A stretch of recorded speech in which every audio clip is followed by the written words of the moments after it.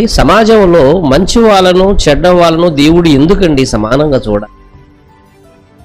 మంచి వాళ్ళని చెడ్డ వాళ్ళని వేరు చేయొచ్చుగా, లేదంటే చెడ్డ వాళ్ళందరిని సంహరించవచ్చుగా, చెడ్డ వాళ్ళందరినీ శిక్షించవచ్చుగా. దుష్టుల్ని ఎందుకండి దేవుడు బ్రతకనిస్తున్నాడు?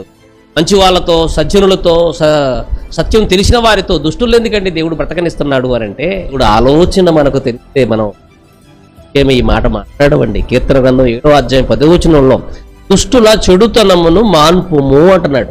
నశించటం కాదు దేవుడి ఉద్దేశం. వారిలో ఉన్న చెడు నశించాలి, చెడు దూరం అవ్వాలి. వారు చెడు చేయకోకుండా బ్రతకాలి, వాళ్ళు మారాలి. చెడు చేయకూడదు అంటే మంచి వాళ్ళతో కలిసేవారు ఉండాలి, మంచి వాళ్ళతో కలిసేవారు లైవ్లో ఉండాలి, బ్రతకాలి వాళ్ళు మంచి వాళ్ళతో. ఏదో ఒక రోజు అది తెలుసుకుంటారు, మారతారు, వారిలో ఉన్న చెడుతనం పోతుంది.